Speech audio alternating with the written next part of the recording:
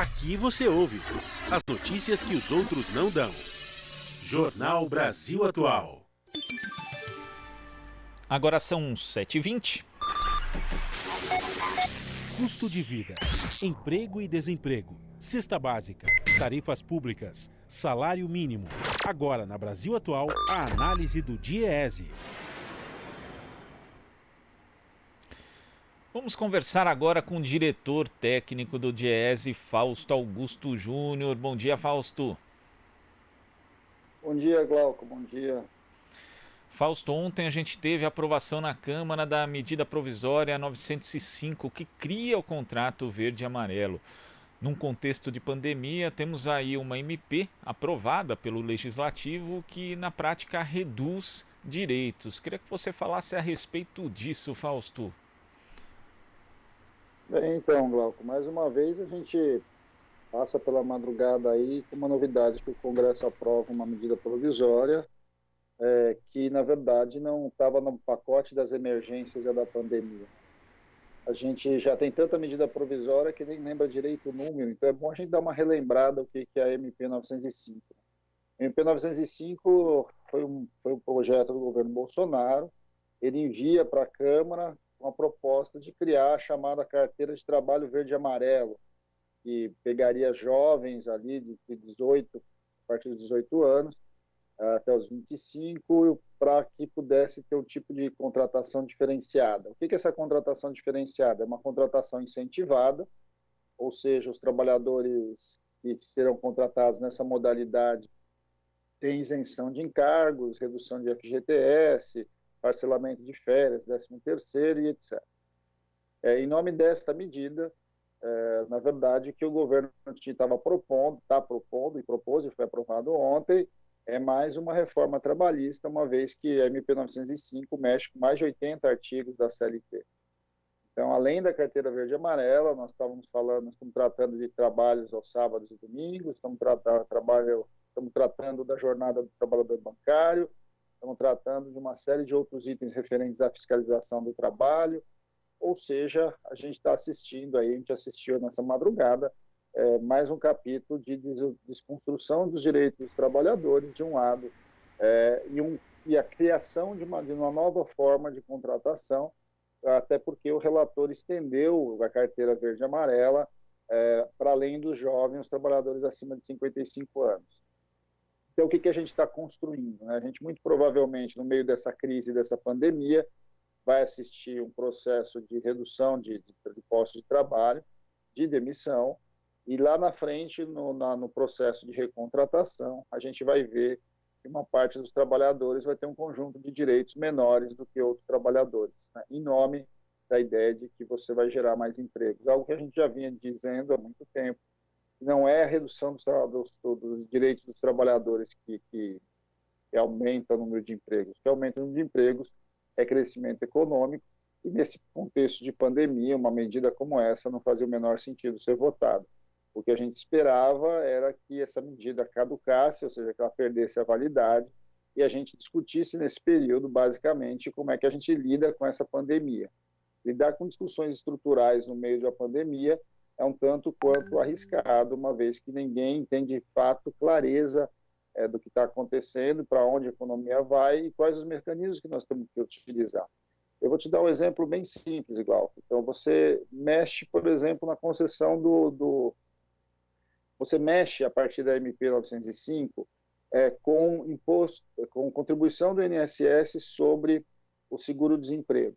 Teve uma mudança ali do relator, ele passa a ser optativo, né, o que para nós é um absurdo, porque de um lado, você retira encargos patronais do INSS e cobra do seguro-desemprego. O acordo ali da Câmara deixou isso como optativo. Se o trabalhador quiser contabilizar esse tempo da carteira verde e amarela ali, ele vai poder, nesse processo, ele vai ter que contribuir.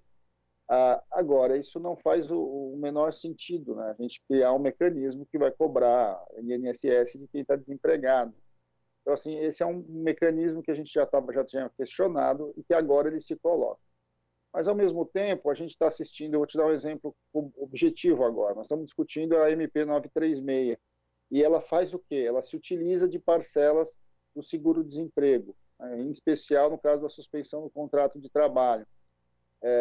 E aí? Né, vai incidir o INSS do empregador, do empregado sobre essa parcela, no caso do layoff? Não vai incidir? Nós vamos ter sobreposição de legislação que a 905 traz, e num contexto de crise que nós vamos ter que realmente olhar como é que isso vai ficar. Então, são dúvidas que a gente tem, mas dúvidas que a gente estava apontando, que não deveria ser feita essa discussão agora, essa discussão deveria ter sido jogada para frente, colocada pós-pandemia, num outro contexto de discussão dentro do Congresso Nacional. A gente insiste, esta é mais uma fase da desconstrução dos direitos do trabalho, mais uma fase de reforma trabalhista que começa lá no Temer e que aos poucos vem sendo implementada. E aí, mais uma vez, a gente vai olhando quem de fato e quais são os interesses que estão por trás, muitas vezes de decisões como essa, em que a primazia é a visão da empresa em detrimento aos direitos do trabalhador. Que é grave nesse contexto, né, Fausto? Ainda mais quando a gente considera aí dois segmentos que são duramente atingidos pelo desemprego, que são os jovens e as pessoas acima de 55 anos. E nesse aspecto ainda das pessoas acima de 55 anos, a gente teve a reforma da Previdência que dificulta o acesso à aposentadoria. E, assim, na prática pode ser um incentivo justamente para as pessoas, para as empresas demitirem, como você ressaltou, Fausto, porque a pessoa vai poder, o empregador vai poder depois recontratar esse empregado ganhando menos, explorando mais a mão de obra. Quer dizer, nesse tipo de situação que o Brasil passa, né, por uma pandemia, é uma medida provisória totalmente despropositada.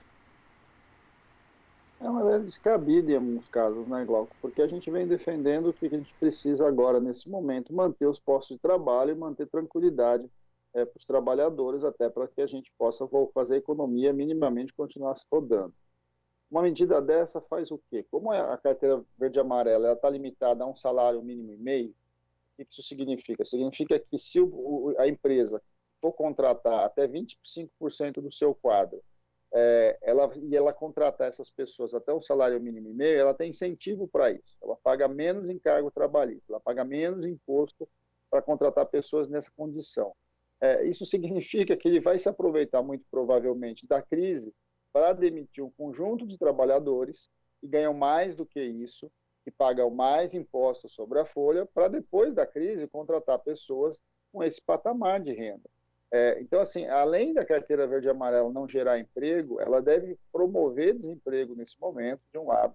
De outro, ela vai promover a contratação de pessoas em patamares salariais mais baixos, porque são patamares que estão incentivados pelo Estado a ser contratado, dentro de uma cadeia em que você vai, de fato, sob o argumento que você vai gerar mais emprego, você vai esconder um fato que já era realidade. Quer dizer, você contrata realmente jovens no mercado de trabalho, independente da forma de contratação.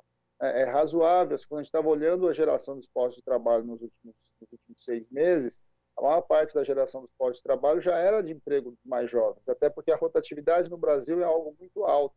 Como ela é algo muito alto, o que a gente vai assistindo é que ele vai substituindo mão de obra mais cara por mão de obra mais barata, e agora muito mais barata, uma vez que ela é incentivada.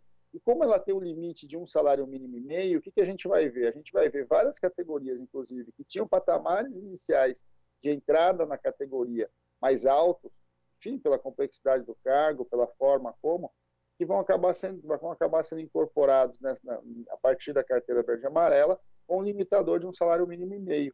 Né?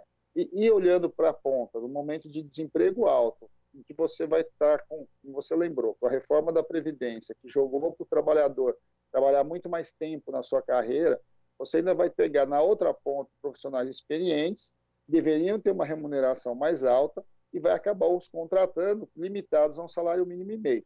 No meio dessa crise que nós estamos vivendo da pandemia, o que nós vamos assistir? Nós vamos assistir demissão de um lado e depois a reposição por dentro de uma nova forma de contratação, esse maldito contrato contrato verde e amarelo. Quer dizer, você novamente incentiva um processo de contratação a partir de uma base tanto de salário quanto de direitos muito menor.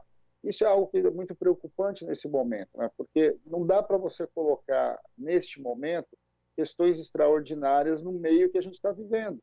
É óbvio que a gente vai assistir agora processos efetivos de demissão para que logo no momento seguinte você contrate novas modalidades que são muito mais baratas. Ou seja, essa lógica do contrato verde e amarelo, ela vai acabar se ampliando e o que nós vamos assistir depois é que, de fato, o conjunto dos trabalhadores vão acabar perdendo importantes direitos nesse caminho. Tá certo, Fausto. Vamos ver como essa matéria agora vai ser discutida no Senado. Muito obrigado pela sua participação e até amanhã, Fausto. Até amanhã, Glauco. Conversamos aqui com o diretor técnico do Diese, Fausto Augusto Júnior. Aqui você ouve as notícias que os outros não dão. Jornal Brasil Atual.